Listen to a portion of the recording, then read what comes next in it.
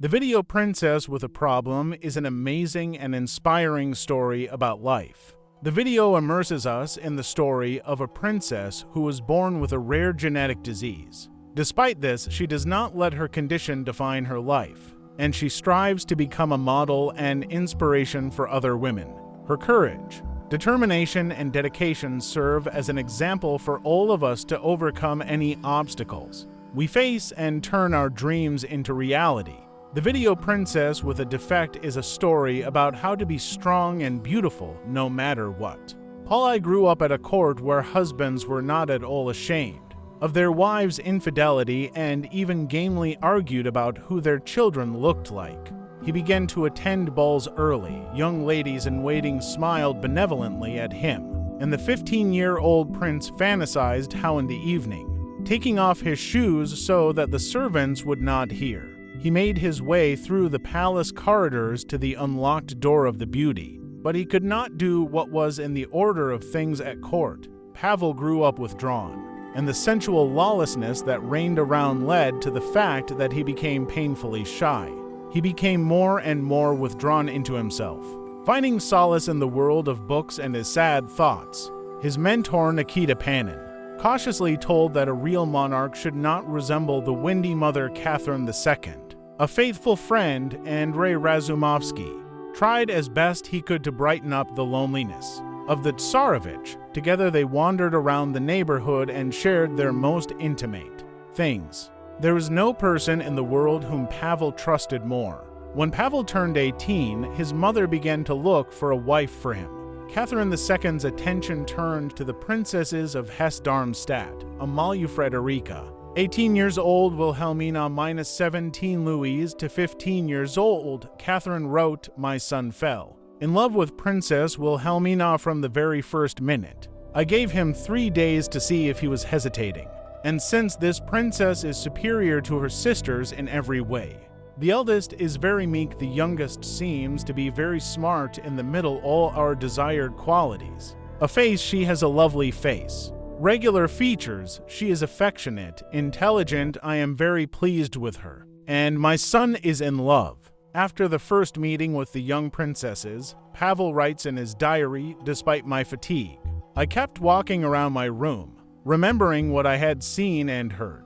At that moment, my choice had almost already settled on Princess Wilhelmina, who I liked the most, and I dreamed about her all night." Pavel married on September 29, 1773, Princess Wilhelmina of Hesse-Darmstadt, who took the name Natalia Alexeyevna in Orthodoxy.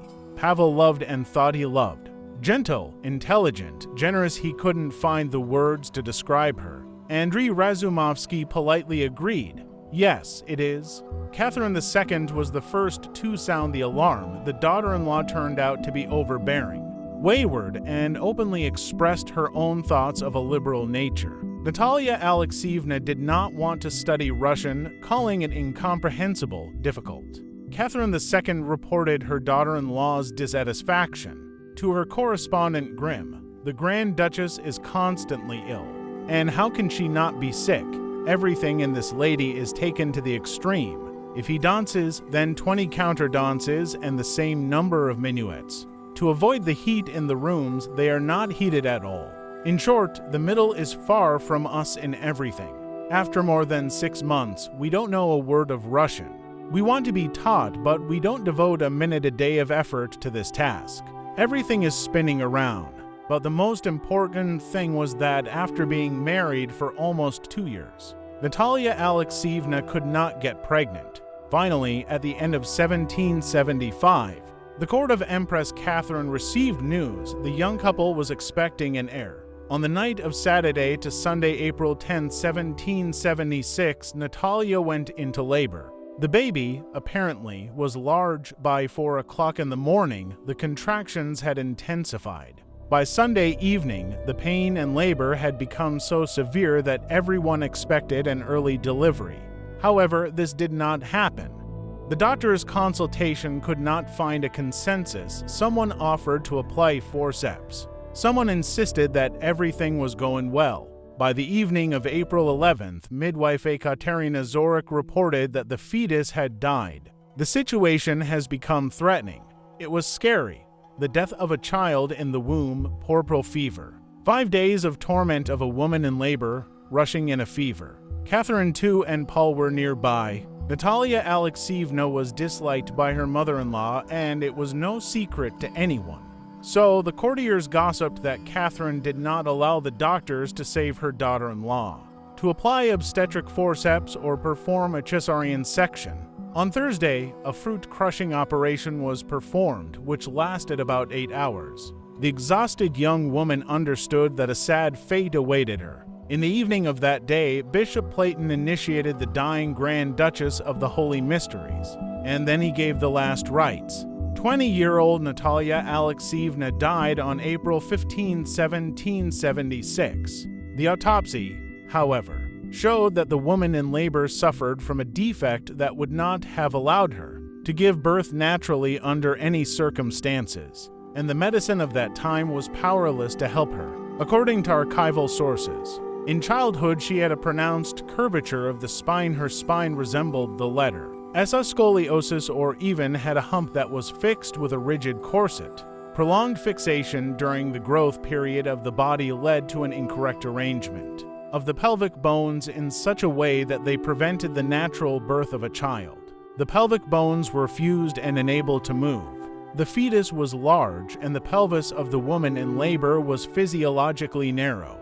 The death of Natalia Alexeyevna complicated diplomatic relations between Russia and the Grand Ducal House of Hesse, since during the marriage negotiations, in which King Frederick of Prussia took the most lively part, not a word was said about the curvature of the spine of the bride of the Russian Tsarevich. It is quite possible that the life doctors did not grow up to the use of cesarean section, and in general they were inexperienced. The practice at court is small. It is significant that the Grand Duchess died at 1642, and at 1720 Catherine II and her son left the Winter Palace for Tsarskoye Selo. There, despite the declared 3 months of mourning, Catherine II celebrated her 47th birthday, accompanied by a ceremonial meal with cannon fire, at which the courtiers were in a colored dress. Having lost his wife and son, Pavel was in terrible despair. His relatives were worried about his sanity, but soon he became even worse. There were letters in the casket of the late wife, which she did not have time to destroy. He read them, and the whole world turned upside down for him. It turns out that a loyal friend, Andrei Razumovsky, became his fiancée's lover immediately after she arrived in Russia. Natalia Alexeyevna's personal papers left great doubt about the paternity of her legitimate husband. Pavel wanted to challenge Razumovsky to a duel, and he was hurriedly sent as an ambassador to Naples. Pavel was going crazy with humiliation and grief until his mother intervened again. In the same year, Pavel was chosen a new wife, Sophia Dorothea of Wittenberg, who, after converting to Orthodoxy, became known as Maria Fyodorovna. The couple had 10 children. P.S. For the aristocracy, posture was always important, which they began to practice already in infancy. Bend a young tree or straighten it, and it will keep its shape as it grows. It's the same with children. Those who were swaddled correctly have a straight waist. Swaddled obliquely and crookedly will remain like this forever. This was written in the 16th century by Georges Vigorello in his study, The Education of a Straight Posture, from the age of chivalry to court etiquette. In the 17th century, corsets were worn on girls from the age of 2, to strengthen the body and prevent skeletal deformations, as well as to form a thin waist and high breasts. The French philosopher Michel Montaigne described how the famous surgeon Ambroise Paré examined pretty women with slender waists on the anatomical table and showed their ribs, one on top of the other,